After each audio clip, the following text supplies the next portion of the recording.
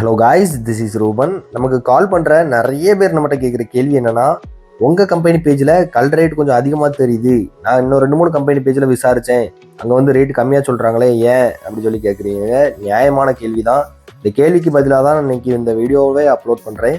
எதனாலன்னு பார்த்தீங்கன்னா, நம்ம 5 வருஷமாக நம்ம பிஸ்னஸ் பண்ணிகிட்ருக்கோங்க.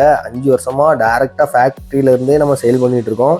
அப்படிங்கும்போது நம்மகிட்ட ஒருத்தவங்க 10,000 கேட்குறாங்கன்னா, நம்ம ஒரு 10,050 100 கல் வரைக்கும் நம்ம எக்ஸ்ட்ரா போட்டு விட்றது வழக்கமாகவே வச்சுருக்கோங்க. 200 கல் 250 கல்லுலாம் சில சைட்டில் நம்ம அன்லோட் பண்ணி கொடுக்கும்போது கூட இருந்திருக்கு. நம்ம எக்ஸ்ட்ரா கல் நம்ம செழிப்பாக போட்டு விட்றது வழக்கம் தாங்க. ஆனால் நம்மகிட்ட வாங்கி சேல்ஸ் பண்ணுற வியாபாரிகள் அப்படி பண்ணுறது இல்லைங்க. 9,500 கல்லும் நம்மகிட்ட வாங்குவாங்க, 9,700 கல் 800 கல்லும் வாங்குவாங்க. நம்ம எவ்வளோ கல்லுக்கு நமக்கு பேமெண்ட் தராங்களோ அவ்வளோ கல் தான் நம்ம வண்டியில் லோட் பண்ணி எண்ணி அனுப்பி விடுவோம்.